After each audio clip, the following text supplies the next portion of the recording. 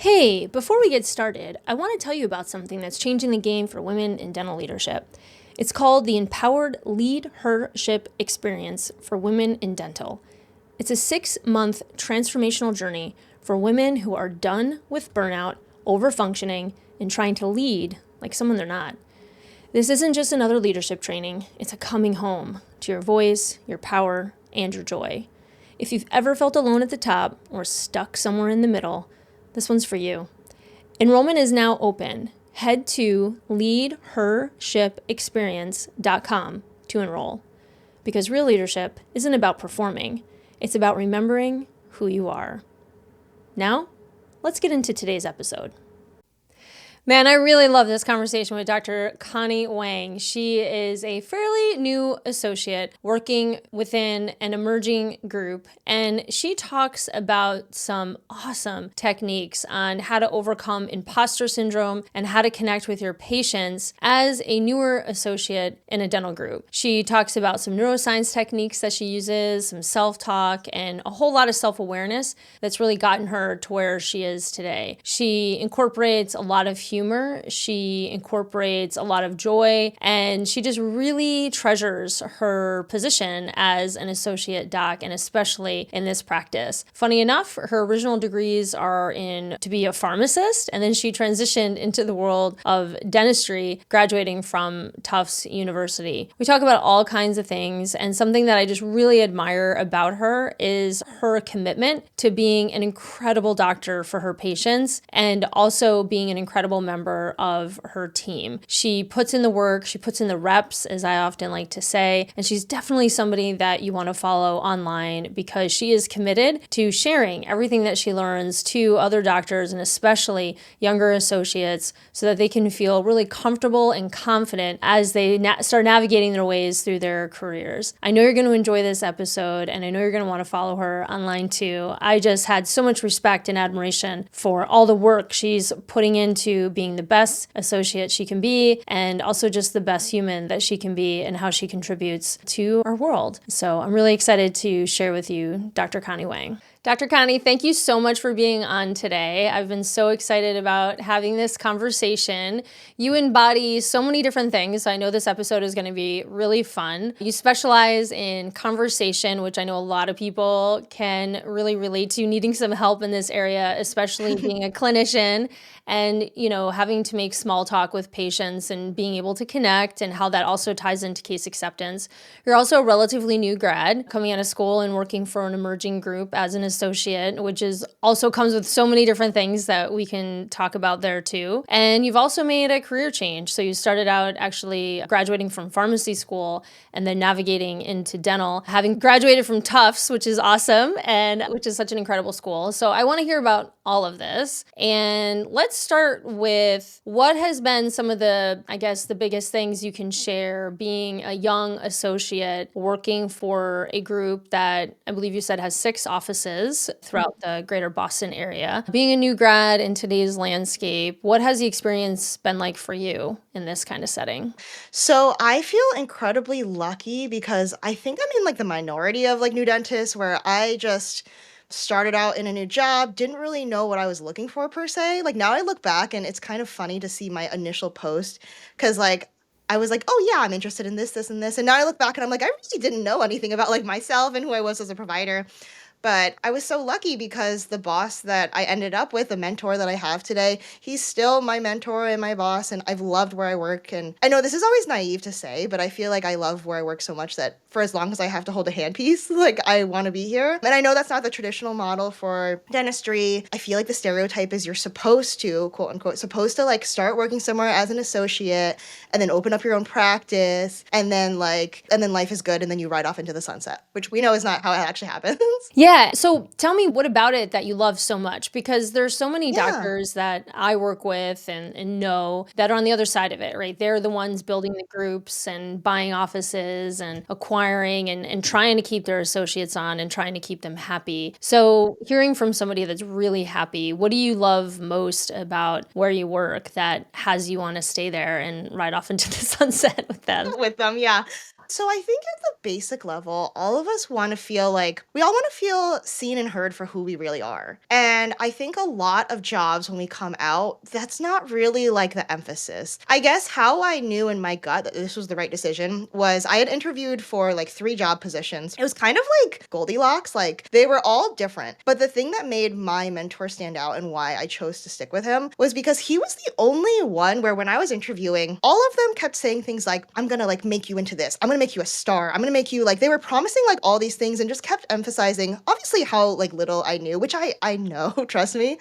But I felt like when I met my mentor, the second I met him, I felt like I was enough. And I felt like he really saw me for who I was. And there was none of this, like, you're not good enough. It's like, I see your potential. I see where you are right now. And if anything, I'm just going to help you become a better version of yourself. And so recognizing that, I was like, wait, like, I'm enough. I don't have to change. I don't have to be anyone besides who I am. I just have to show up and try my best. Like, okay, I can do that. And I think that's what I love so much about where I work is like, I don't feel like I'm number 3. I don't feel like I'm like just some number or some cog in the machine. And like, what's really nice is I think a lot of us new grads, we have such major imposter syndrome coming into the workforce. So a lot of people are like, okay, how do I seem older? How do I seem better and like more experienced? And what this place has allowed me, because it has such good systems and like it's a very healthy practice, it's been there for a long time. We don't have a lot of like, it's not a startup basically. Because it's so stable, I've been able to focus on like, okay, how do I accentuate the best parts of myself now and just succeed as myself where I am now instead of trying to hide that and seem like something I'm not. I love this. And so your mentor, what is his role in the company? So I guess he's like CEO, but he works like clinically once a week with me in one of our practices. He's had like such an evolution of his career. He had many years where he worked like 6 days a week clinically, right? In like 1 or 2 practices. Then over time he's expanded. So now, of course, he has like all of the roles that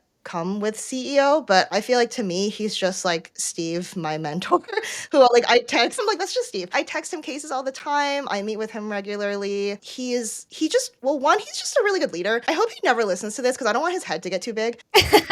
He's a really good leader, and I think what is really great about him is he knows what structure to provide so that I can feel good and I can feel on track and I can feel like my goals are hit, but he also knows where to loosen the reins, where I can be myself and just grow on my own. Because I think a lot of it is like, you want someone to guide you and help you so that you don't make the same mistakes they did, but you got to make some mistakes to learn and grow into your own provider. Yeah, and I appreciate your honesty with all this, and I know it'll be really helpful, especially for a lot of folks like Steve who are out there building, multiple offices and looking to mentor associates, because it's often this missing piece in a lot of that relationship building. And you touched on something which was imposter syndrome, for new grads. And I've spoken to a lot of seasoned dentists, and, they often say, man, imposter syndrome can last, at least the first 5 years of your career, if not 10, until you really just like truly settle into going, okay, yeah, this patient is really allowing me to do this in their mouth. This is really like, this is who I am in the world. I can do this. So for you, I know you're about 3 years out, you said, and it sounds like it's still something that you work through. And I think especially for a lot of young women dentists, I've noticed this too. I mean, the men for sure have it as well, but I know with a lot of young women that I work with, they often feel it a little bit more because, say, the previous doctor that was there, the previous owner or something like that may have been a man. Now all of a sudden they have this young female doctor coming in fresh out of school, and patients can be pretty tough sometimes, and they can be very honest, and they can kind of question like, who are you and why are you here? And are you really the doctor? Oh my gosh, I'm actually dealing with this right now, which is so funny. So one of the group practices that I work in, we had a doctor just retire. He was there for like a million years. He's like everyone's like favorite doctor, right? And so it's always like, we all love him too. And it's just so hard sometimes to fill those shoes. And so one of my best tips is like, don't try to fill those shoes. Don't try to be that guy. And the analogy that I use is like, okay, pretend you're at a party, pretend that older dentist is a mutual friend, right? Like if you've ever been to a party and you didn't know someone and you go up to someone and you're like, wait, like Mary? I know Mary too. And they're like, oh my God, how's Mary doing? I think too many people try to like replace the old dentist, be like, I'm the new version. And like, you just simply can't. Like, you don't have that relationship. You're the new person. Like, you need to not only start from scratch, but be your own person. So rather than trying to replace Mary, you're Mary's friend. And so keeping them updated on Mary. Like, for example, I always just just like every day I see people for checkups and I'm like, hi, I know you're used to like Dr. So-and-so. I actually saw him over the weekend. I did see him over the weekend for like retirement party, so that helps. But I'm like, oh, I saw him at this party. He looks great. He's up to this. He just had a new grandchild. Like I fill them in. And so from the second I walked in the room, I started the tone as a mutual friend rather than a stranger and rather than like some creepy clone of like the other doctor. I love this. And that is such great coaching and really great advice, because I think what you're touching on too is you're building trust. And, for a long time, there's this idea of transferring that trust, right, to the next person. And that can be used in all of the interactions throughout the office. So like, between you and the patient, from that original doctor and then to the patient that you're seeing now. And then also transferring that trust, from your conversation with the patient. And then if you're handing it off to the treatment coordinator or even the hygienist, if they're talking to the patient, they're transferring that trust to you when you come in. So similar to what you're saying, I always encourage, with new grads that are replacing a doc, even having the hygienist and the assistants, edify that new doc. So saying, oh my gosh, Dr. Connie's starting and she's going to be seeing you today and she's so incredible. You should have seen some of the work she did last week on some of these patients. She's so kind. She's so funny. She's brilliant. And we're just so excited to have her here with us.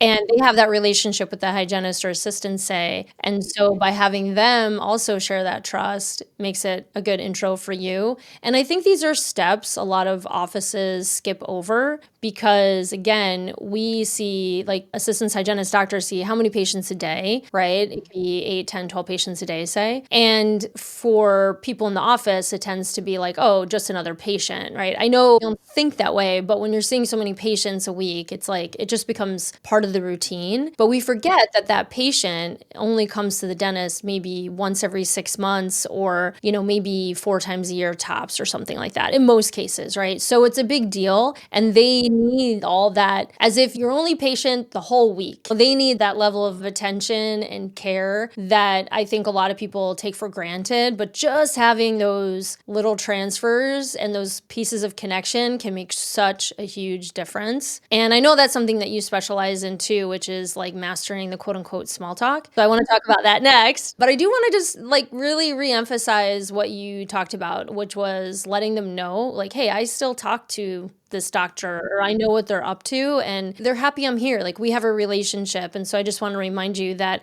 I didn't just roll in off the latest bus from dental school and just found you here. Like I've been selected. I have a relationship with the team. Like they want me here too. So I just want to let you know that. Okay. So with all that, you have some really great tips on small talk stuff. Where do you want to start with that? Let's see. So I guess a good place to start with is this, because we talked about imposter syndrome. We talked about how we're like, if we're inherently in the dental field, we're like high achievers, all of that. Something that I think has always helped for people that I talk to with social anxiety, there's a quote that I learned in a book. It was, you want to be the brick, not the cathedral. I say that because a lot of times the social anxiety you have when starting a conversation with someone is like, oh, what if they think I'm not funny enough? I'm too boring, or like they're not going to get me or whatever. That's often if we walk in, one, only thinking about ourselves and how we come across, which I kind of like have to remind people, like sometimes that is an ego check, right? It's more about the other person in front of you. Be the brick, not the cathedral means when you're building a conversation, the best conversation is like you lay a brick, they lay a brick, you lay a brick, they lay a brick. When you think about a conversation that way, it's so much more like digestible and not so anxiety inducing than walking in and expecting yourself to be the high and mighty cathedral for them to observe, right? So I always want people to start off walking into rooms thinking, I just have to lay down a brick. That's all it is. You don't have to build a cathedral and impress them. That's such an awesome analogy. Yeah, I think that's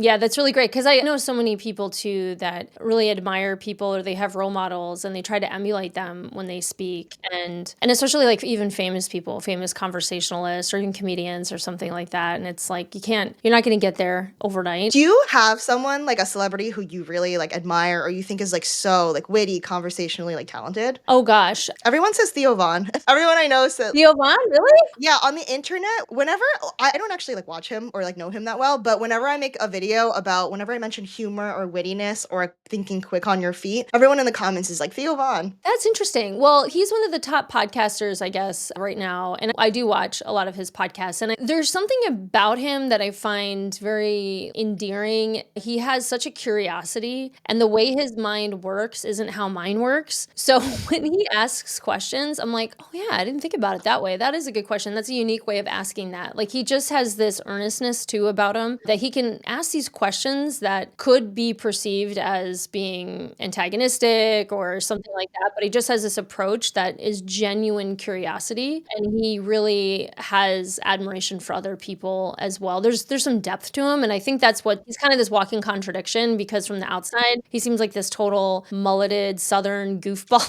right? But then you hear him and you kind of see and you're like, oh, this guy's pretty deep actually. He's got a whole lot of feelings in there. So I do appreciate him. And then I mean, this is just top of mind because of all the media frenzy, but I've really admired some of the stuff that Timothy Chalamet has said lately. Just like, I'm such a Gen Z, I think, when it comes to celebrities sometimes.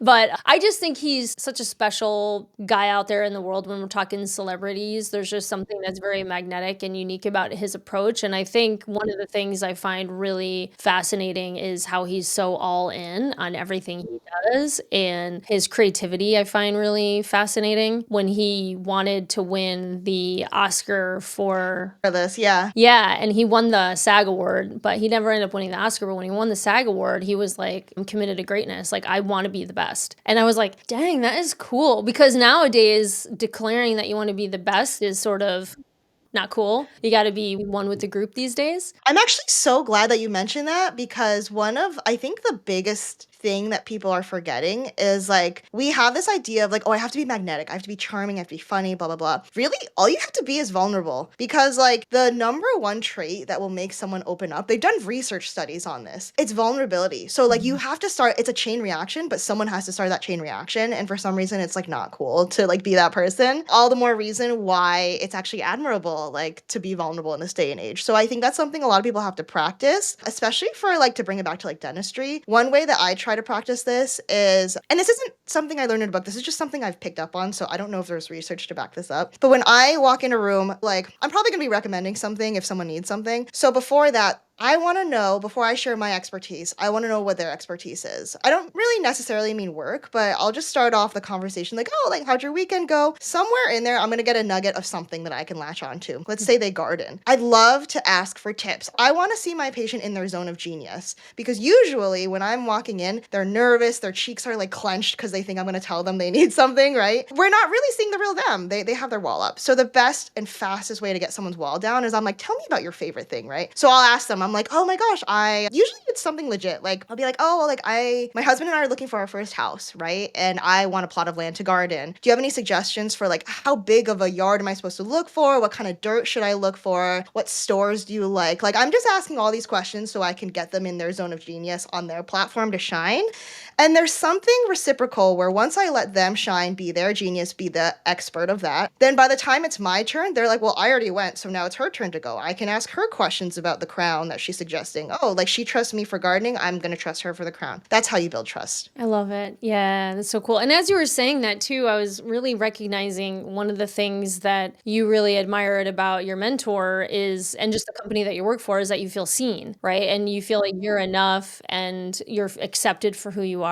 With that, that sounds like a huge value to you. And so that's what you're expressing to your patients too. Like, hey, I see you. You know, you're more than just a mouth in my chair. Like, tell me a little bit about you. And then they're like, oh, she's getting to know me. And they feel that sense of connection. And exactly like you said, like it builds that trust. And I mean, of course, I've been a patient, right, in dental offices and a variety of other providers in my life. And because of who I am, and I connect deeply with people all the time, whenever I go into an office and they don't connect with me, it is like, man, I shut down. I never want to go back. I don't trust them at all. I feel like they don't understand my history, my approach, like what matters to me. 100%. Can I share? There's something that I learned from this book that I think every single dental professional needs to listen to this book, okay?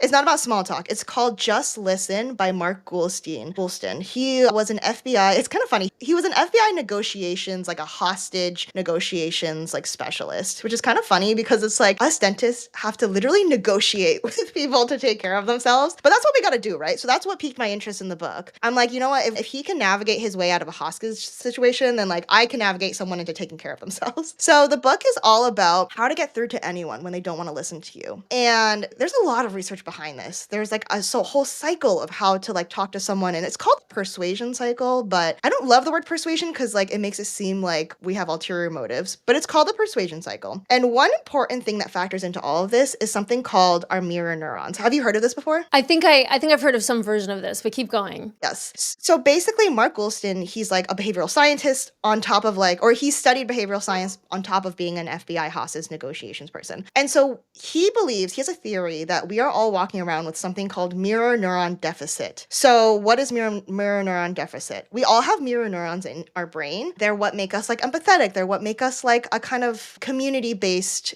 animal, right? They've done studies where if you have two monkeys, one monkey watches another monkey eat a banana, the other monkey watching, the parts of his brain light off as if he's eating it. So we are for some reason programmed to mirror each other or to like feel that empathy for each other. What happens though, and this especially happens to, they've noticed high performing CEOs, to spouses, to just probably you listening. If you're listening to this, you probably have mirror neuron deficit. Every day you show up in the world and you try your best. Your boss asks you to do something, you do it 10 times better. The person in the subway gets in front of you, you let them, right? Like all day, we're kind of like mirroring other people and treating other people the way they want. But if no one is mirroring us back, that's when we have mirror neuron deficit. That's when we shut down. That's when we have tantrums because we're like, I'm putting in all this work to mirror everyone else, but no one else is mirroring me. That's the person that you meet in the chair who doesn't want to listen to you. That's the person who you meet in the chair and they don't respect dentistry. They don't want the x-rays. They don't blah, blah, blah, blah. And so that learning this has changed my entire approach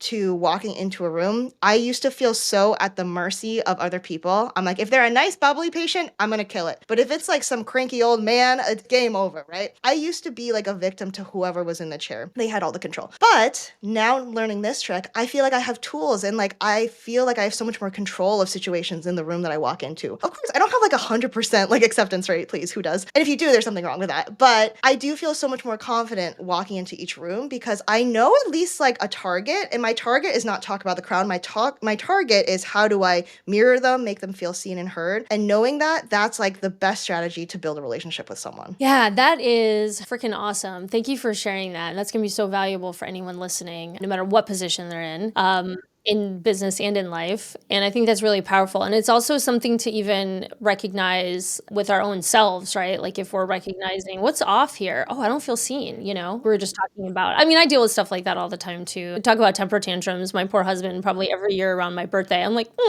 because I didn't have like the best birthdays growing up. So I'm like, I need everyone to just, and it's internal. I don't do anything external. Like externally, I'm all stoic and like, whatever, it's cool, it's chill, but internally I'm like, please, somebody, please just recognize me, It shows up in little ways, and it's so funny Yeah. because it's when we act our spiniest and our thorniest that we're actually like screaming for like connection and for someone to listen to us. Totally. We don't know how to ask for it half the time. But let's Exactly. use an example, because this is so great. This is so helpful, where you are walking into that room and it is a cranky old man, right? And you already know. So how would you approach that conversation when you walk in? Totally. So, of course, everyone's different. I try to see like body language too. Well, also, here's the thing. I'm going to give all my tips today, but it really couldn't be possible without my team. My team is like everything because usually my hygienist has come in. She's told me the hot things that have already happened. She's like, he doesn't like this. He doesn't like that. So I'm really never, ever walking in blind. Like my assistant or hygienist has briefed me. But knowing that, I'm starting to put together a story. I'm like, okay, when was the last time he saw a dentist? What happened? I think a lot of times when we see like negative emotion, like someone being angry or like thorny back at us,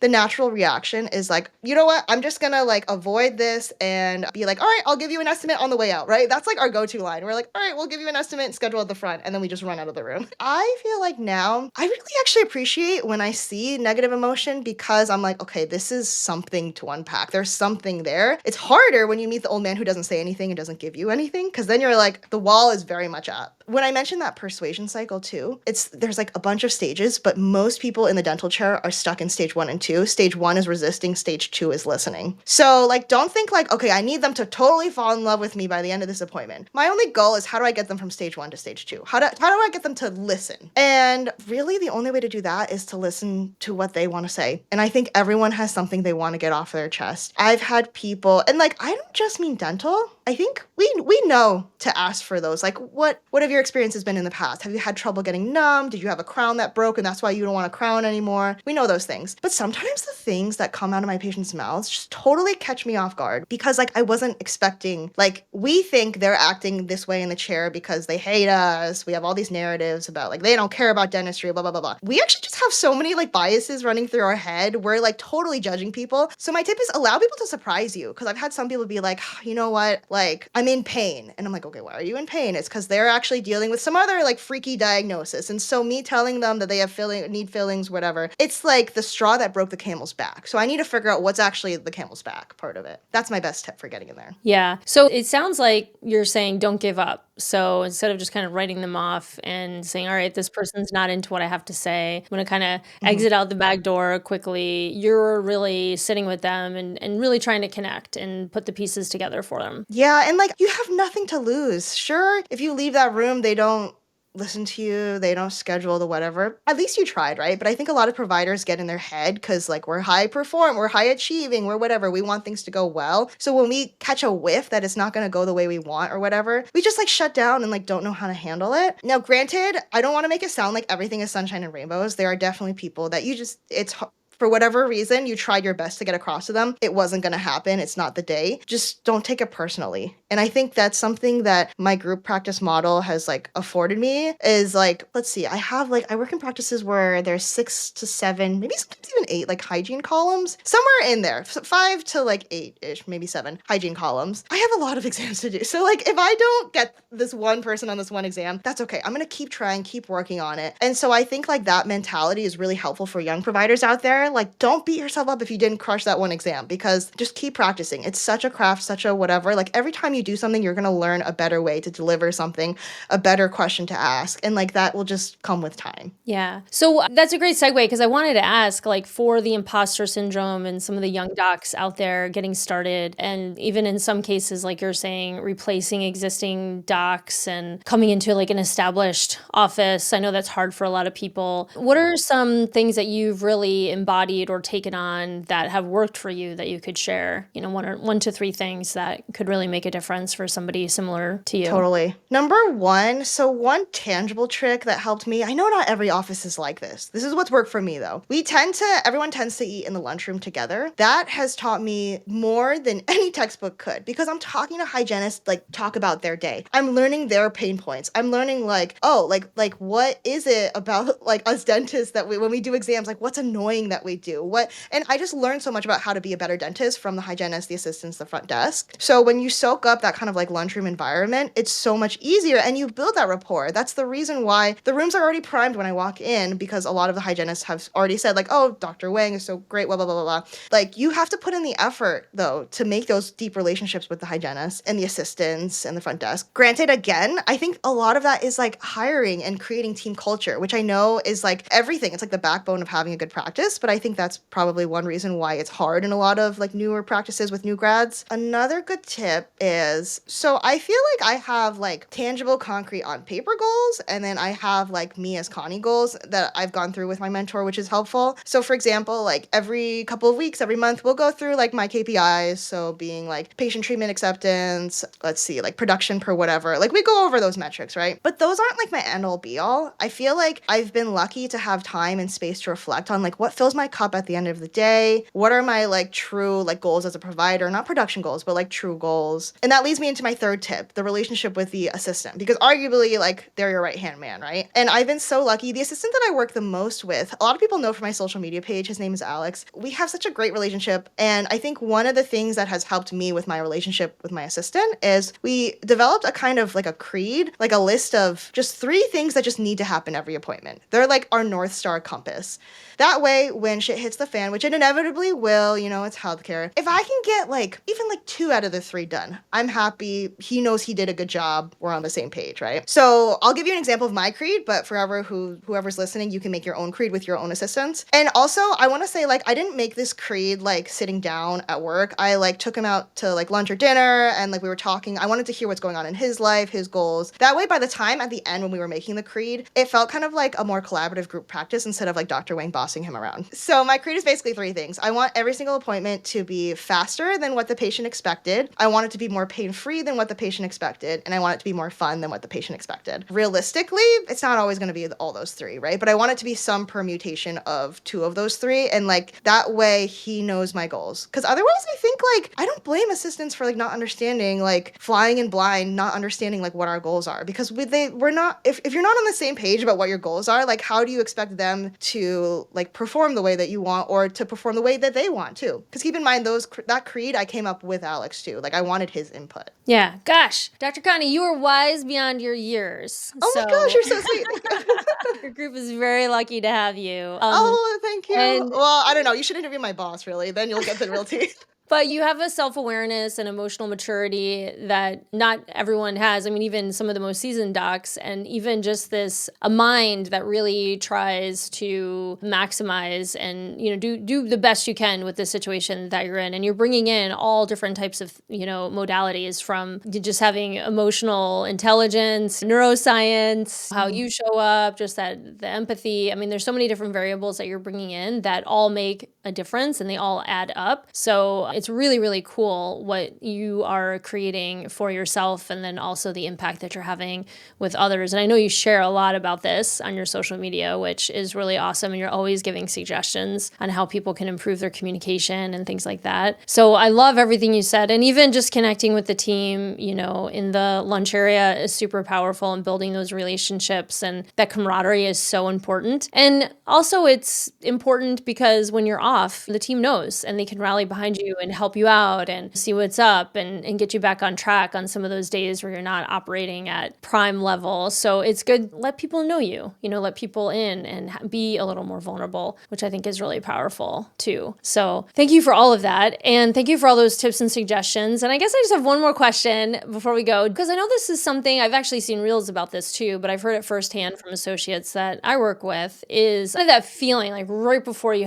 going into a room, right? Like maybe you got an email you didn't like, or a team member is being difficult, or I don't know, just something that kind of sets you into a place where you're not feeling really powerful, or maybe you're just feeling insecure, right? It's just one of those days where you're like, man, I've had 3 patients in a row challenge me on my skills or if my credentials, like they just didn't think I could do it. And that happens so much to young associates, especially women too, especially small women, right? I've known some female docs that are just petite in size, and they're also battling against that stereotype, right? Isn't that so funny? You're judging me on so many things. I can't control how tall I got from my mom. Like, that's like, of course you're going to nitpick me for that too. I know an associate who was asked, are you strong enough to do this? Yeah, like an extraction or something, yeah. Horrible, yeah. So do you do any kind of like priming, like outside the room, or just even walking into the office that you could share that, other folks can maybe borrow? 100%. You know what's interesting? Okay, so I know that not every dentist is going to do this, which I totally respect, but something I did before I started, like the time frame after I graduated, before I started work, I did nervous system coaching, meaning like I had a nervous system coach. It sounds woo-woo, I know,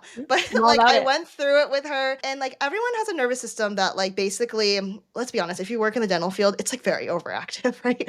So we all have different things that will bring us back to this place of like happiness, acceptance, love. Like we have different phases. Most of us, if you're like anxious and in imposter syndrome, you're operating from a system of like lack, feeling inadequate. And when we are like that, we're just not our best selves. So how do you get to your best self? Everyone has different like glimmers, or different, like they call them glimmers, different things that bring you to your best place. For me, it's like laughing with my people. So like before I go into a room that's hard, like before and after, I try to just prime myself by like, I'll like hang out and like, I just like shoot the shit at the front desk. I'm like eating their snacks. I'm like asking them about their nails. Like, honestly, I always joke that I'm like a personality hire. For any patients listening, don't worry. I'm also good. But I always joke that I'm a personality hire, right? So for me, I get joy from just like being around the people and like not being productive. I really also hope Steve is not listening to this. Yeah, I know. But honestly, that wouldn't be a surprise. He knows me. You have to figure out, before you take that expensive CE, before you invest all this yada yada and all the other stuff, the most important thing you can learn about is yourself. So you need to learn about like what brings you back to your best self. That's not everyone. Let's be honest. Some people need to like sit in their car or sit in the bathroom, splash some water on their face, do some deep breathing. I don't know what it is, but that's your job, is to figure out what it is for you. Because if you can't do that and know that about yourself, you're always going to be at the mercy of the next grumpy patient, the next grumpy team member, whatever. You don't want to be at the mercy of whatever's coming to you. So that's the best way to take control and to like recenter yourself before you go into that tough room. Yeah, love it, love it. I would say for me, it's cats, probably cat pictures, cat videos, some comedy. Yeah. Wait, do you have cats? I have one, and she's a diva, and anyone that knows me knows about her, Kelly the queen. Oh And my it's gosh. good that she's a queen and that we spoil her so much, because if she wasn't such a diva, I'd probably have like 8 cats. You keep her picture like on the desk, or like how do you Yes. bring Kelly into like your life? Yeah, there's photos of her in front of me at the moment. Yeah, but she's taught me a lot about boundaries. I talk about her a lot in this way. She is so in love with us. We're so in love with her, but it's always on her terms. And she's not a cuddly cat. So she's not a lap cat. She doesn't jump in the bed. She always wants to be near, but not like too much. She lets us pet and stuff like that. Like, she's a very loving cat. She's not aggressive or anything. I mean, she's such a pacifist. I mean, there's not like a violent bone in her body.